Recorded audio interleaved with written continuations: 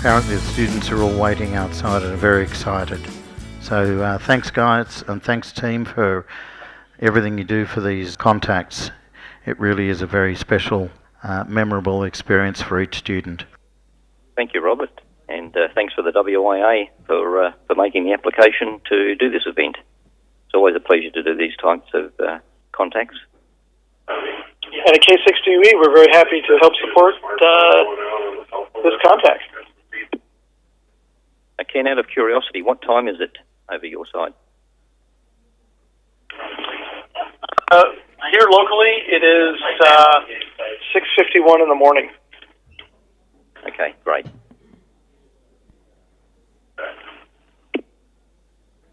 So thank you for your dedication to get up in the wee small hours to come and do this for us. Sure thing. You know, there's no traffic on the roads getting here, so it's not so bad. We have a contact with Italy on Monday, and we have to get in an hour and a half earlier than what we did for this contact. So do you have any issues in regard to security clearances or anything like that you need to be able to get in at those unusual hours? No, we all have badges to get in on center, and those badges open up the doors that we need to get all the way to the station.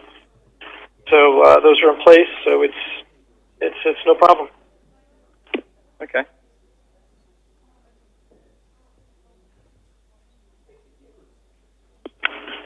Bob is wondering if you're able to see any of the YouTube. No, I still haven't received the email. I've been looking out for it, but it hasn't come through yet. Okay.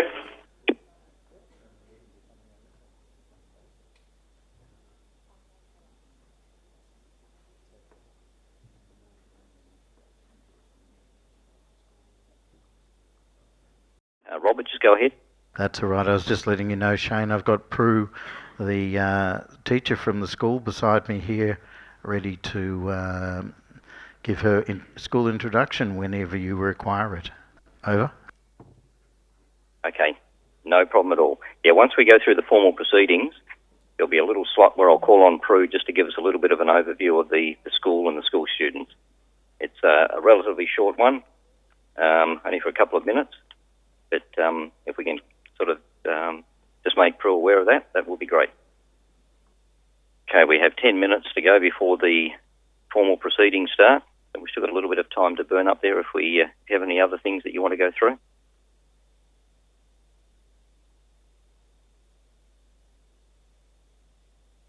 We're good at K6DE. Over. Thank you, Ken.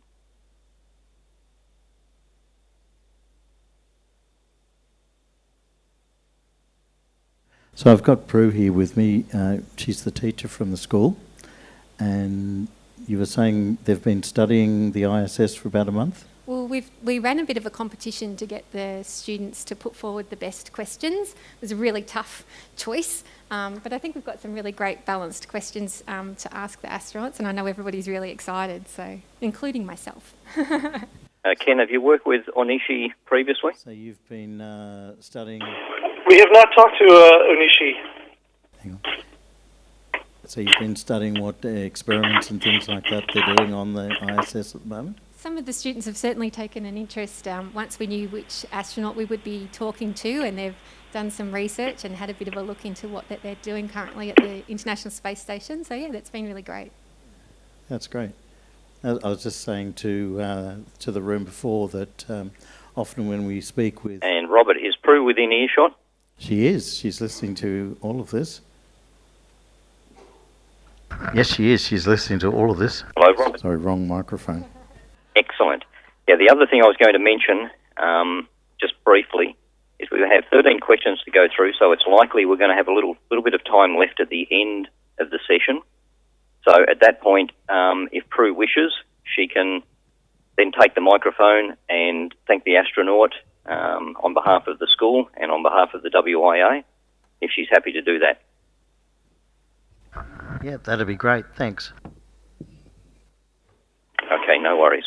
We'll just see how it all plays out, but we suspect that given that there's only 13 questions, that we may have a little bit of time left up our sleeve.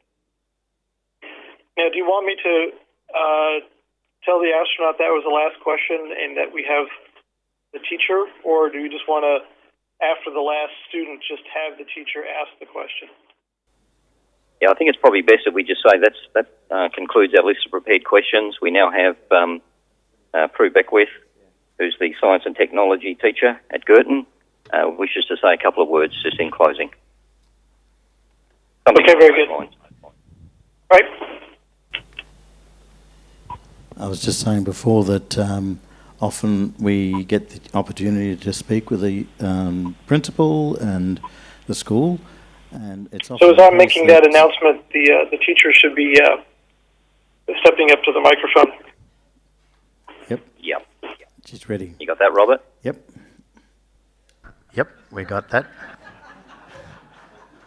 Thank you. I'm And juggling. thanks for all your work too, Robert. There's a lot involved in setting up that equipment. I can really appreciate the pressure you've been under. Yeah, I was just saying that at the end of the school, at the end of the a student's time at a school, often the school will ask what were the most memorable experiences, and it's quite common that they'll remember this night speaking to the astronauts, because it's something that doesn't normally happen every day. Absolutely. I've been saying to the students, it's actually a once in a lifetime. It's an amazing opportunity. So, yeah, I think it'll last with them for a long time. It will.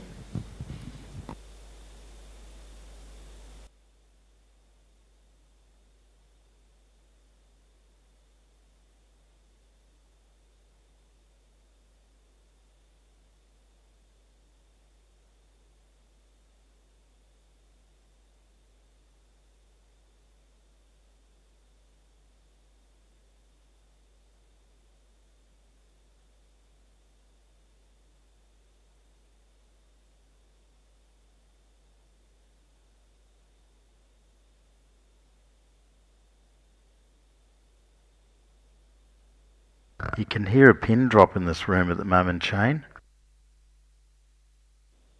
Well, you did say that earlier, Robert, and I didn't believe you, but I certainly do now. It's absolutely dead quiet.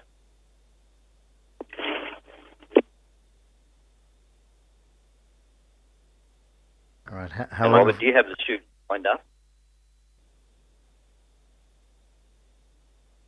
Or are they all outside? Now the students are all lined up now behind me, ready to take their seats, and yeah, so we're all ready for the event to start, which is 1 or 2 more minutes. We've got 5 minutes to go before the formal proceeding, so we've got 13 minutes and 1 second until acquisition of signal. Okay, 5 minutes. We'll ask some more questions here, I think. Okay, that might be a good idea. Shane, we resent the email to you with the link. Great. Thanks for that. I'll have another look.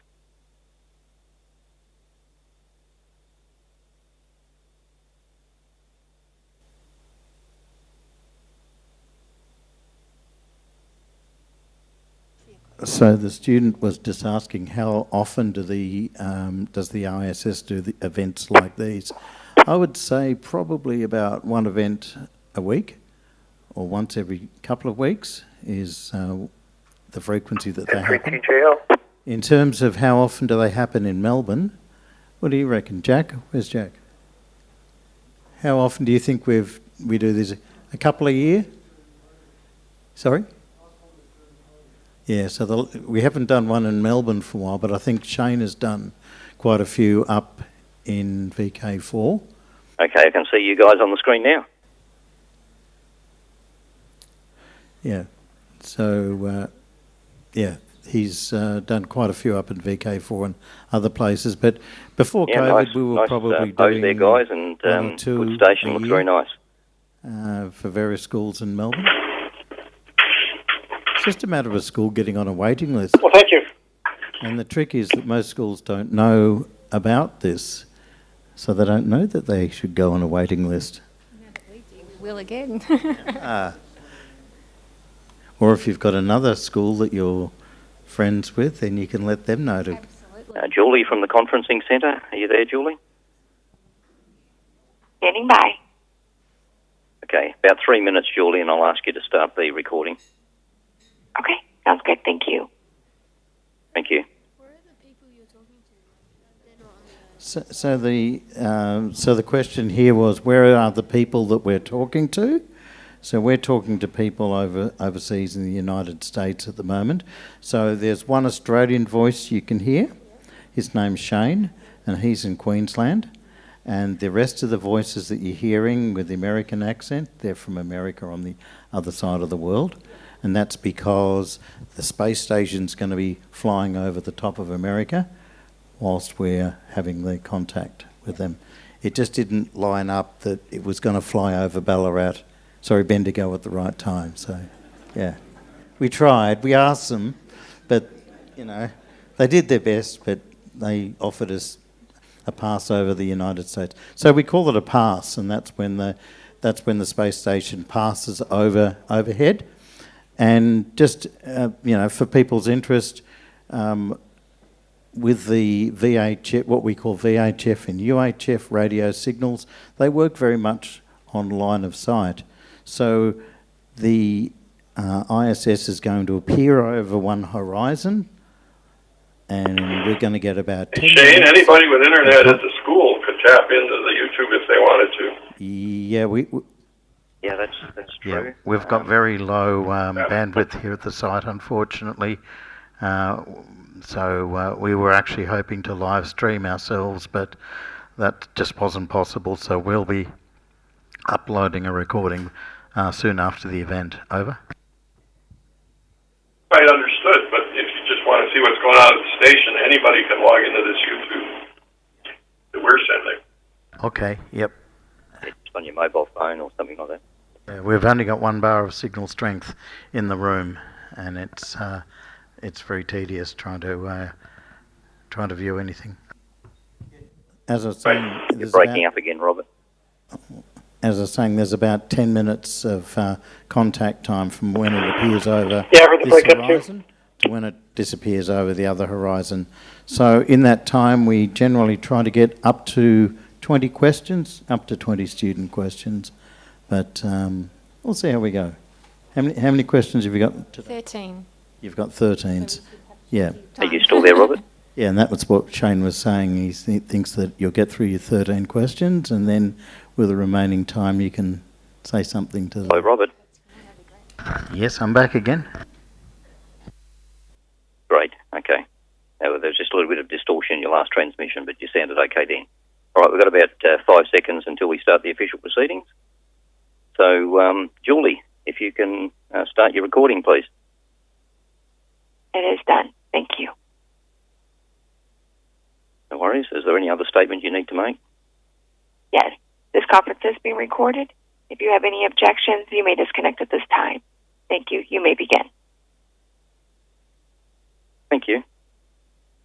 Hello, everyone. This is Shane Lynd, your AOS moderator for today.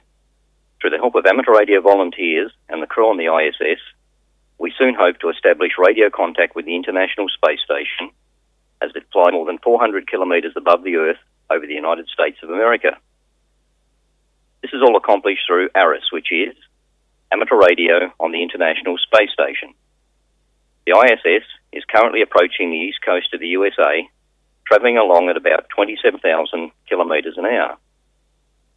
The contact for today will be performed using the AOS Telebridge network, which is a worldwide network of amateur radio ground stations that enable students to contact the ISS. AOS is an international consortium of volunteers from several nations that assist to develop and operate the amateur radio equipment on board the International Space Station. Some of those that support AOS are the American Radio Relay League, the worldwide AMSAT, Amateur Radio Satellite Corporations, the Canadian Space Agency, the European Space Agency, the Japanese Space Agency, Roscosmos, the Russian Space Agency, and of course NASA. The amateur radio ground station that will establish radio contact with the ISS today is K6DUE, located at the NASA Goddard Space Flight Center in Maryland, USA, operated by Ken McCaughey, with support from Bob McCown, Tommy Owens and Melissa Poor. Thanks for helping us out today, guys. You're welcome. We have around 6 minutes until contact time. Our link up today will be with the student participants from Girton Grammar School attending the WIA AGM and Technical Expo in Bendigo, Victoria, Australia. Now let's check in with the group, and we've asked Head of Science Technology at Girton, Prue Beckwith, to please tell us about the students that are taking part today. Over to you, Prue. Thank you. Girton Grammar School is a co-educational school. We've got about 1,200 students from prep to 12. We are Bendigo's school of choice in terms of studying science and technology. We have many aspiring students in both sciences and engineering, and we are quite successful in student placements down in Melbourne at some of the better universities, with students going on in both science and technological careers, which is a really exciting thing. Here in Bendigo, we are a lovely little town, not so little, quite big.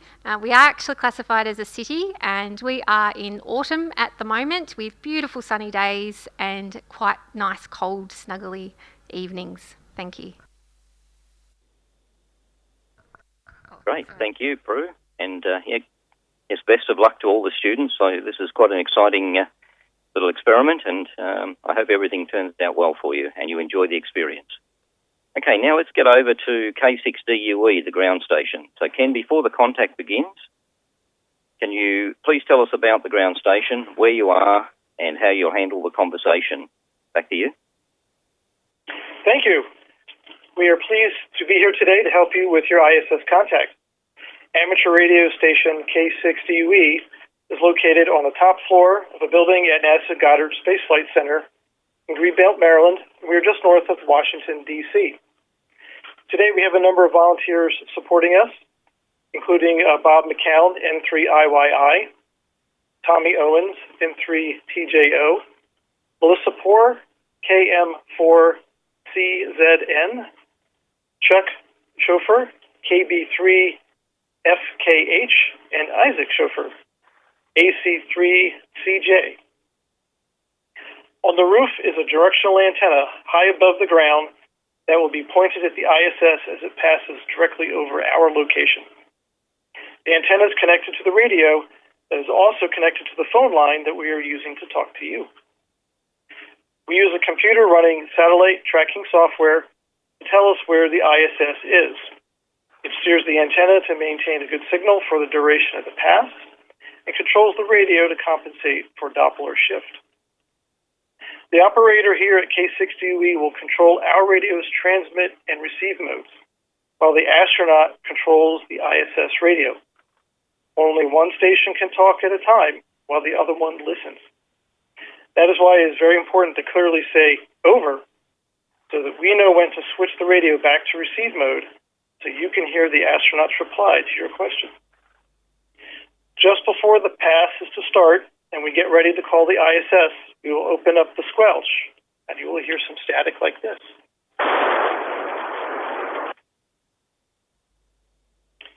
You'll hear some static until ISS answers our call. Once we have established contact, we will turn it over to the first student to ask their question. So we are now ready to contact the ISS. We wish you great success. We are now seeing ISS rising in about 2 minutes. Back over to you, Shane. K6DUE, over. Excellent. Thank you, Ken, and your team. We certainly appreciate you guys getting up early in the morning to help us out with this experiment, and I hope it all turns out well, and I know we're in good hands. Okay, we've got around 1 minute and 50 seconds before acquisition of signal.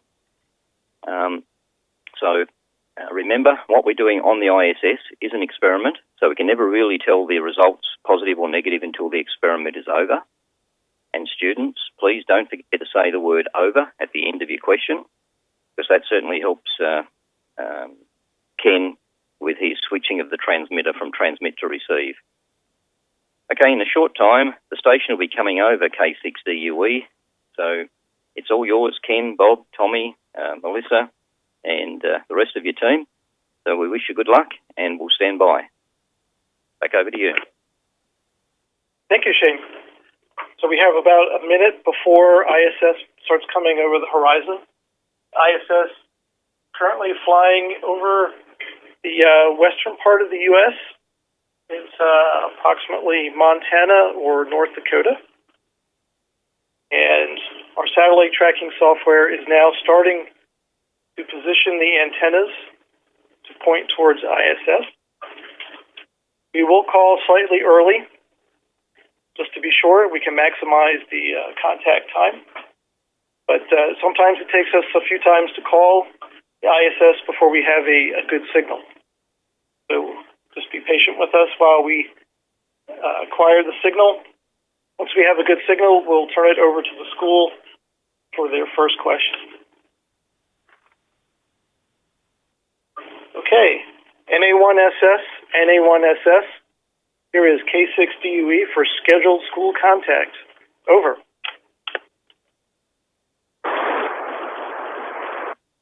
NA1SS, NA1SS. Here is K6DUE for a scheduled school contact. Over.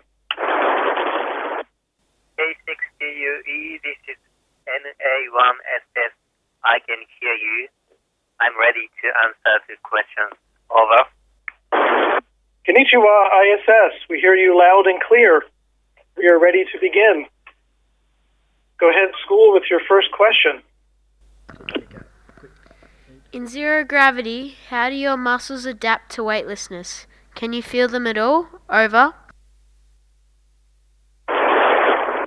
Yes, we can still feel them, but in microgravity, our muscles try to rest as much as possible because we don't use them so much.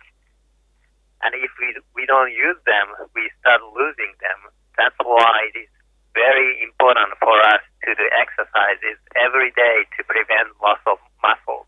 Thank you for question. Over. What's something you learned during your training or space flight that made you view science or exploration differently? Over. It is the uniqueness of microgravity. It's so unique and forces like surface tension that cannot be easily seen on the ground because of gravity can be dominant. After my first space flight, I realized that importance of space experiments which cannot be done on the ground. Thank you for the question. Over. I'm Rafay. How did your perspective on the Earth and life itself change after you reached space? Over. Inside the International Space Station, everything is artificial and everything is controlled by machine. So I started missing Earth's nature, such as wind, breeze, rain, and so on. Thank you for question. Over. How do you work, live, and communicate with people when you are having a bad day? Over.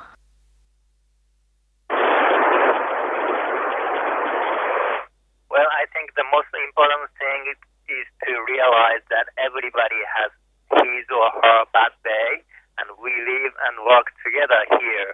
And if somebody has a bad day, we help that person. And if I have a bad day, my crewmates help me. So that's how we live here, helping each other. Thank you for the question. Over. I'm Amelia. What's the craziest thing you've learned about space whilst in space? Over. So we just did a spacewalk 2 days ago. 2 of my crewmates went outside of the station wearing spacesuits in order to install new piece of hardware and fix an issue outside. And I think that's one of the craziest things we do here on the International Space Station, and that's the most dangerous thing. However, it's the most rewarding thing as well. Thank you for the question. Over. Hi, I'm Thomas. What is it like to carry out experiments for other scientists while on the ISS? Over. So, first of all, most of experiments are remotely controlled from the ground. and we do some physical activities like exchanging a sample. And if it's complicated, we get training before our flight on the ground. And if it's not so complicated, scientists on the ground give us very detailed instructions with a lot of pictures and sometimes with videos so that we can easily understand what needs to be done. Thank you for the question. Over. This is a question from Hasini. Are there any other living organisms other than humans and plants on the ISS? Over. Yes, even though we try to keep the station as clean as possible, I'm sure there are tons of microorganisms like bacteria and fungi on the ISS. And sometimes we have mice on board for science on this ISS. Thank you for the question. Over. This is a question from Graham. What recent advancements in technology have improved the conditions for the astronauts on the ISS? And is there something in particular that would improve conditions even more? Over. My first space flight was in 2016. Since then, information technology, IT, has been incredibly improved on the ISS. Now I have access to internet, so I can send emails to my family and friends and talk to them on the phone and even on the video conference. And it is so convenient. And for future, I think robotics would be the key to improve the conditions for us even better. Thank you for question. Over. Hi, I'm Victoria. Sometimes I get panic attacks and anxiety, and I can't imagine how intense it must be to live in space. Do astronauts ever get anxious up there? And if so, how do you handle it? Any cool space-approved tips for staying calm when things get overwhelmed? Also, floating in space must be the most amazing thing ever. Over. Yes, we are all humans, so we sometimes get anxious just like you do, and that's why we go through tons of training on the ground to get mentally prepared for space missions. I think training is the key to success here in space, and as you guessed, for me, floating in microgravity is the best stress relief for me. Thank you for the question. Over. Hi, I'm Dulee. What precautions do you take to ensure that everything runs smoothly, and how are you trained to handle problems in the event that something malfunctions? Over. The International Space Station is huge and has a lot of systems, so it is almost impossible for us to prepare for all scenarios. That's why we categorize malfunctions into 3 levels, depending on how critical the situation is. And during our training, we mainly focus on the most critical situations like fire and depressurization that require us to take immediate actions for our safety. That's how we prepare for those malfunctions. Thank you for the question. Over. Hi, I'm Lahan. After leaving Earth and being a part of one of humanity's biggest technological advancements, has that made you more optimistic towards potential future technologies such as light-speed travel? Over. I am a big fan of Star Wars movies, so I hope we can travel faster than the light speed in the future. However, our level of technology is not quite as advanced as those sci-fi movies, so we need to advance our technologies step by step. And I think you guys are the generation who makes it possible for humans to travel into deep space. Thank you for the question. Over. Hi, I'm Tyler. What's the most surprising or unexpected thing you've experienced while living on the International Space Station that you never could have imagined before you got there? Over.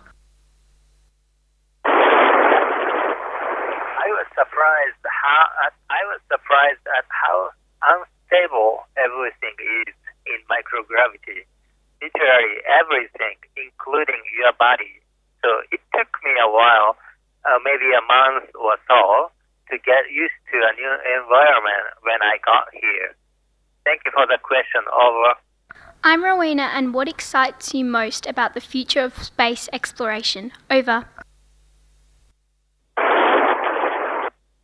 Right now, we are trying to go back to the moon, and our ultimate goal is to go to Mars. And that excites me most because I believe that's how human beings have been advancing our technologies, looking for further or looking for something new, and that's very important to keep progressing in order to make our lives on the ground better and easier and more comfortable. Thank you for the question. Over. Well, thank you very much. That was the last of the student questions, but we have some closing remarks from the school. School, go ahead with your closing remarks. I'd just like to express our gratitude for the opportunity to be able to speak to the International Space Station, and we were incredibly lucky to be chosen as the school to be able to participate this evening. I'd like to thank very deeply the AOS team and WIA for having us this evening. Thank you. And thank you very much to the astronaut who's been involved. Thank you very much. I really enjoyed talking to people who live in Bayswater, Victoria in Australia. Appreciate this opportunity for Ari's team, and thank you so much. Have a good evening. Bye-bye. Thank you for that. How about a big cheer from the people in the room? Big cheer.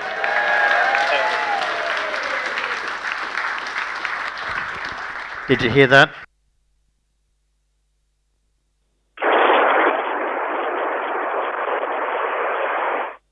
Anyone SS from K6 Dulee? We are clear. Thank you. DUE and everyone says thank you so much for your support. 73 is over. Great work. And ISS is over the horizon. Great work, everybody. Yeah, well done. Ladies and gentlemen, we've just shared a wow moment of history. Amateur radio station K6DUE, operated by Ken McCaughey, N3FZX, supported by Bob McCown, N3IYI, and Tommy Owens, N3TJO, and Melissa Poor. I can't remember Melissa's call sign. They contacted astronaut Takaya Onishi, KF5LKS, operating MA1SS on board the International Space Station, and spoke to students from Girton Grammar School attending the Wireless Institute of Australia AGM and Technical Convention in Victoria, Australia. Now for the international volunteer team of AOS, including the amateur radio satellite corporations around the world, the American Relay League, the Canadian Space Agency, the European Space Agency, the Japanese Space Agency, Roscosmos and NASA. This is Shane Lynd, amateur radio operator VK4KHZ, sending my greetings to you all in amateur radio terms 7-3s, which means best wishes. Okay, if we can now stop the recording, please, Julie. Thank you. Yes, doing that now. Thank you. Done. Thank you. Well, congratulations, everyone. That was a great contact. Well done. Some very detailed answers. Thanks for that, Shane, and everybody was absolutely enthralled here with the contact. Thank you so much for helping your part in helping make this happen. No problem at all. Thank you, Robert, and to the guys at K6DUE. Very much a heartfelt thank you to you, and it was a great contact. Well done. Thank you. Oh, you're very welcome. We were very happy to participate here, and everybody did a great job. Audio was very good with everybody. Students did a fantastic job, so well done. Okay, thank you. All right, well, that concludes our session for this evening. Congratulations to everyone. Enjoy your time there at the WIA convention, and sleep well. Thank you. Thanks for that, Shane. Good evening. Yeah, thanks, Robert. Thank you to your team also in getting everything set up. We couldn't have done it without you. Well done. Thanks, mate. No problems.